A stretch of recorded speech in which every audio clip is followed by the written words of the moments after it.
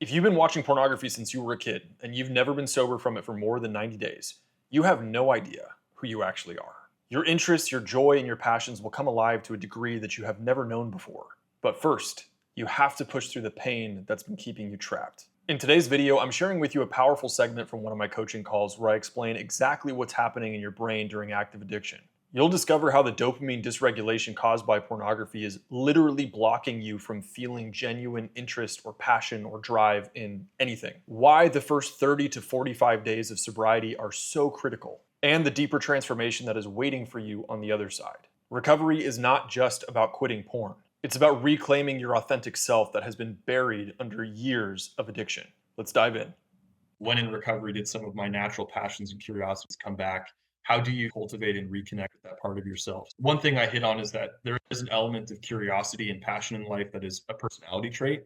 So, trait openness versus trait conscientiousness, that's going to determine whether you have a massive scope of interest that is almost uncontrollable versus whether you have a few things in life that you find incredibly interesting. And so I'm much more on the high trade openness side. I have a natural curiosity and interest in things that is very high just as a natural personality trait. But one of the things I'll definitely say when it comes to addiction, right? We're talking about dopamine and what it does in your brain. Dopamine regulates movement. Everything in your brain that dopamine affects is related to action, pursuit, and movement. So, what does dopamine do in the context of addiction or other aspects of life? It's what motivates you to go do something, right? Dopamine is the craving molecule. It's pushing you to act. It facilitates movement. Does that make sense? The same molecule that is causing you to crave some kind of thing or pushing you to act also facilitates the movement towards that thing. With the context of attention, dopamine is the thing that makes the outside world sticky for your attention. You could think of dopamine as the grip of your attention. When your dopamine system is functioning properly, the outside world will grip your attention and hold it. It makes the outside world interesting. That's why, for example, when people have like depression or ADHD and they have this unbelievable internal hyperactivity, their attention is lost inside of themselves. When you give them a stimulant, it raises their dopamine level, the internal world quiets, and the outside world can grip and hold their attention. That's what dopamine does. If you're acting out all the time and frying your dopamine circuitry, the outside world loses its ability to grip your attention, which is to say, you lose your ability to be interested in anything. You lose the ability to connect with something as a natural source of passion or joy. Life loses its color. Everything turns gray. You become anhedonic, like you're living in this joyless vacuum. All of us have experienced that to some degree. And that is a direct consequence of living with the dopamine dysregulation that chronic acting out causes. One thing that I will absolutely, without a doubt, 100% die on this mountain to say, if you have never been sober from pornography for more than 90 days, you have no idea who you are. Your interest and your joy and your passion will come alive to a degree that you have never known if you have never been sober long enough for your brain to heal. You will start to find as your brain, like as dopamine regulation starts to reappear, you will find a natural ability to feel joy, for the outside world to capture your interest, to feel passionate about things, where you start to realize, oh my gosh, are you kidding me? This is actually just like a healthy brain just does these things. There isn't a strategy where I have to be like, oh, how am I going to force myself to be interested in volcanoes today? Interest is something which just happens. It's just what a brain does. You will just find that there's things you're like, wow, that's really cool. It just happens. But you have to have a dopamine matrix inside of your brain that is capable of having that experience.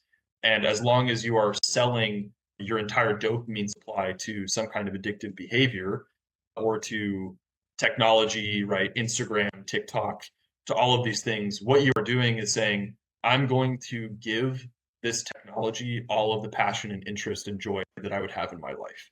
But you're not aware that's the bargain, the transaction that is happening. But that is what is happening. When you're engaging with an addictive behavior, it is regulating something which is dysregulated. That's why the addiction is present. In the absence of the addictive behavior, our life becomes so painful or otherwise unenjoyable or whatever that we keep returning to this addictive behavior to regulate. By definition, that means if you stop the thing which is regulating you, what are you going to walk straight into? Dysregulation with no regulating anything, basically. So you're basically saying, I'm going to take away the one thing that's helped me to solve this problem. In order to get to a regulated state where I'm experiencing joy, healthy interest, healthy passion, I'm going to have to walk through pain and dysregulation. That's You got into addiction because of pain. The only way out is through pain. That is a truth of recovery. There's no skipping withdrawal. There isn't. It's just something you have to stomach. The road of pain is one that we have to accept. And that's a deeply spiritual idea as well as deeply practical one. There is no path through life where you get to avoid suffering and pain. Where you're at in the addiction is full of pain.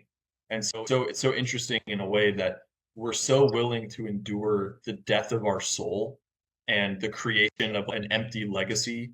Like we're so willing to endure that pain, and yet somehow we convince ourselves we're not capable of experiencing the pain of getting sober. The pain of getting sober is so much less than the pain of staying in addiction. Yeah, somehow we've convinced ourselves that I can't handle the pain of not having my substance or not having my behavior. Meanwhile, dude, you're in so much more pain than you will ever be in. It'll be different. You'll be able to feel pain in different ways. Like if a parent dies, that's going to be a truly painful experience. I'm not saying that life in sobriety is free of pain. I'm saying it's free of a lot of completely unnecessary suffering. And your brain will be in a much better place to actually deal with the pain that's coming. But to get to that point, it's like you have this really small amount of time. If you can get through 30 to 45 days of the initial dysregulation, your dopamine matrix will start to heal. And then life will become easier to deal with. But as long as we can't push past that 30 to 45 day mark, we're never going to experience that truth. And we'll stay in this pattern and loop of dysregulation. The other thing that I'll say, and then I think this weaves in nicely to the other question that was asked regarding staying sober, how to prevent relapse. Part of how you discover your natural curiosity as well is by ending self-abandonment. The porn addiction onion, as I've experienced it, looks like this. It's pornography on the outside. The next layer in is lust. So we discover it's not actually porn we're addicted to, it's lust. And what is lust doing? It's taking from outside of ourselves to fill what we feel is missing within. Lust is fundamentally about self-soothing in a toxic way. It is selfish and self-centered self-soothing by abusing a natural instinct which can never fulfill the purpose to which we are trying to apply it. You will never feel like a lovable person by orgasming enough. Right? You'll never feel loved and connected to others in a meaningful way by seeing enough naked bodies. There's some fundamental disjoint where the thing that we're trying to use to meet our emotional need not only doesn't meet the need, but it will actively destroy our ability to meet it in meaningful, real ways during our normal day-to-day life. But underneath that is a severe emotional dysregulation. What the heck is going on in your life that is preventing you from being able to regulate your emotions in a way that is life progressing instead of self-destructive? And then you get under that and it's okay, now there's trauma and family of origin wounds and attachment wounds. And then you get closest to the center. What the heck is this spiritual emptiness that you're feeling inside of you? That's an interesting question. The answer to that is something that will be very personal, but the thing that I can tell you for sure is that spiritual void is shaped like codependency. What is codependency? Self-love deficit disorder. There is a total deficiency of a healthy sense of self inside of people who struggle with addiction. It is not just malformed, it is not formed. There's a missing sense of identity integrity built upon an internalization of a sense of high worth. It's like whatever the spiritual emptiness is, the first thing that it causes is this. And then there's the trauma, and then there's the emotional dysregulation, and then there's the lust to deal with it. And now pornography is the thing that appears on the surface. And so, one of the things about recovery, right? Why do we call it recovery? Because you're recovering yourself. There is a point in time in which you were in touch with your true self as a child. Something happened where you split, and a fake version of you started moving forward, and the real version of you got tucked away inside. The thing we're trying to recover is that kid, that version of you that wasn't hiding something. That's where the developmental arrest began. That's where the little kid is stuck that needs to be rescued. Part of the way that we do that is by ending these cycles of self-abandonment. One of the symptoms of people pleasing, which is a core feature of codependency, is to say, I will be whatever you need me to be, and I will have whatever interests that I think you want me to have in order for me to be loved and accepted and to belong. And I will suppress any authentic emotions, opinions, desires, wants, needs, likes, dislikes that could cause conflict or result in me feeling further rejection or abandonment. That is the essence of codependent behavior. People pleasing, which is another way to say the same thing. Self-love deficiency results in people pleasing, like two sides of the same coin. Part of how you reconnect with that genuine sense of interest in life is to start taking ownership and becoming an advocate for what you like and for what you dislike. That's it. If you can start to say, I like this, I want more of it in my life, I'm going to become an advocate for getting more of it, or for becoming more of this version of myself I really like being. That is what it's like to reconnect with who you are. And conversely, this is the hard part, maybe sometimes the harder part.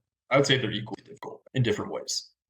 A lot of what that hinges on in terms of your ability to do it is a sense of perceived value, right? So in order to say no to something, you have to have boundaries. The boundary is the thing which says no and protects you.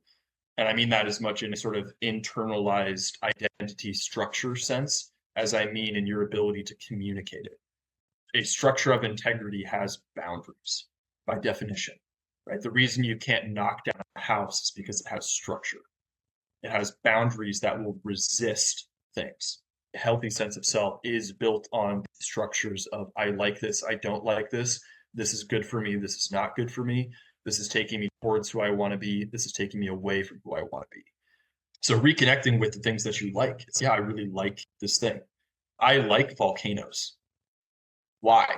For no reason at all. I like them because I like them. And I'm not doing it for another person. I don't like this because I'm trying to get approval.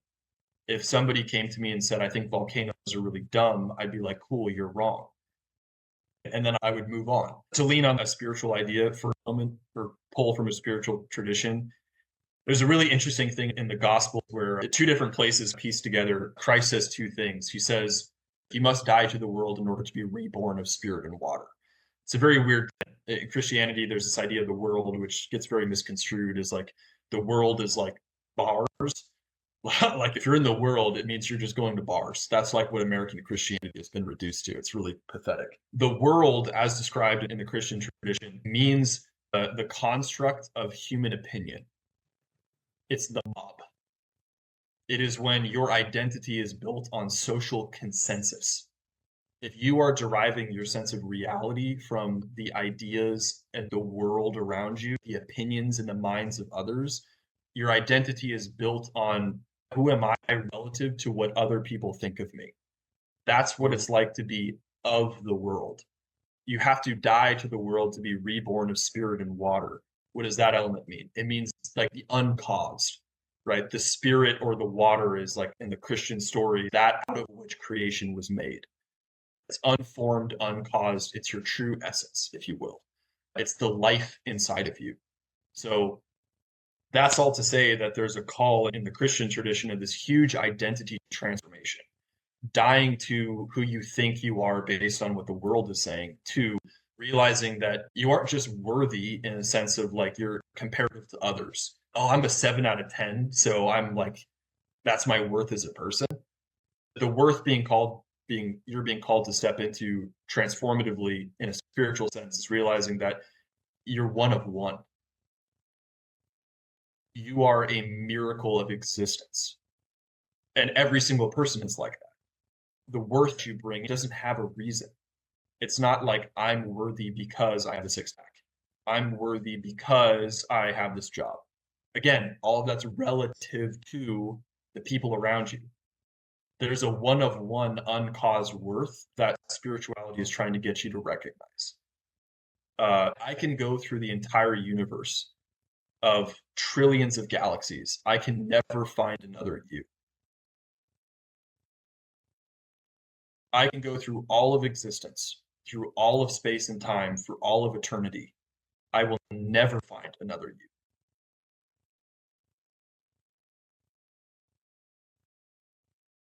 There's an uncaused worth that we're trying to tap into. And I think that is a huge piece of what begins to fix that codependent hole internally. That inner shaped spiritual codependent void within you, it getting fixed looks a lot like not just thinking that conceptually, but feeling that as true. You And when you do that, to answer Arnav's question, what ends up happening is you just start to recognize, like, oh, I've stopped doing things to please people. And instead, I do things to honor the sacred divinity of my own life. I own that I love volcanoes because it's such a genuine, honest interest of that child inside of me. For me, it's almost like I would die to fight for that interest because it's uncaused. It's a part of who I am, and I feel like I have a sacred obligation to existence itself to honor that desire or preference inside of me. Where did it come from? It's emerging out of the whole scope of the universe. 14.5 billion years of cosmological evolution, a formation of stars and planets and galaxies, and all of this stuff that had to happen, and everything that had to go right. The two planets originally colliding and giving the Earth the significantly larger iron molten core that it now has, that gave us the magnetic field that protects us from solar radiation so that life could happen on this planet, and the collision that gave rise to a moon that is large enough to actually give us significant tides. Like, you go down the list and you're like, how much stuff had to go right for me to be here? I'm the end product of at least 14 billion years of stuff just going right. And I'm made of this universe. The atoms in my body come from the stars that I see in the sky. And I have the audacity to judge that. You what would happen if you saw your interests and your likes and your desires not as, oh, it just came from little me, but instead you saw as, wow, this came from the depths of existence itself. And you gave it that kind of ownership and respect. That, I think, is where you start to see that kind of authentic, charismatic, uncaused ownership of self-worth, where people walk into an environment and they're not being influenced by what other people think, because they're more connected to that sense of what I value and like is worth advocating for, and not for any reason. It's just because I like it. It's just because I think this is funny. I find it motivating, quite powerful to have almost that kind of spiritual devotion relationship to it. Like, I have a spiritual obligation to like what I like and to pursue and advocate for those interests, and to dislike what I dislike and say no to those things that I dislike. So I really don't like licorice. I'm going to hold up to that opinion. If you think licorice is good, that's fine. If you could imagine the hottest girl in the world came up to you and said, I will be with you and I will do everything you ever could possibly want a girl to ever do, but you just have to tell me that you like licorice and you have to eat some. Are you doing it? Are you willing to compromise yourself and are you willing to compromise yourself and your authenticity? Part of what you'll find as well, especially with women, they will do that to you all the time. Women are testing, like, part of the divine nature of femininity is testing the masculine for realness. Are you really the guy who you're saying you are? And so what she's going to do is, they call this in detective work, giving a dog a bone. She's going to give the weak part of you a reason to show up in order to see if he does. Are you willing to betray yourself for me? You know what's funny is that if you genuinely don't like licorice and she offers you some and you take it, she's going to instantly lose attraction for you. Like, you're done. Because you just saw, oh, you'll betray yourself for me. I'm your God. You have no higher purpose in your life other than me. I'm gone.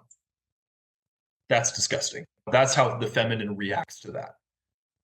Right. So you will find when you are connected to your honest likes and dislikes, and you are an equal advocate of what you don't like as you are for what you do, that is what will garner a lot of respect and attraction for women. Okay. That was a bit longer of an answer than I was preparing, but I think there was some good stuff in there. So I hope you guys get some value from that. If what you just heard resonates with you, you are not alone. The path to recovery is not just about stopping addiction. It's about reclaiming your authentic self from years or even a lifetime of dopamine dysregulation and chronic self-abandonment. I help men through this exact process in my comprehensive recovery program, where we address not just the surface level behavior change of quitting pornography, but the deeper roots of trauma and emotional dysregulation and spiritual emptiness and disconnection. If you're ready to discover who you really are underneath this addiction, click the link in the description below. We'll discuss your current situation and get you on a customized, personalized path to freedom. Also, if this video is helpful for you, please subscribe and hit that notification bell. I release new videos every week that contain insights on everything related to pornography addiction recovery, trauma healing, improving dating and relationship skills, and finding true meaning and purpose in life. That next video could have the breakthrough in it that you need. Remember, the pain of staying stuck far exceeds the pain of changing, but we're rarely able to move through the pain of changing alone. So if you've been stuck in this pattern for a while, click that link below. Remember, recovery is possible. You are worth recovering. I'll see you in the next video. Peace.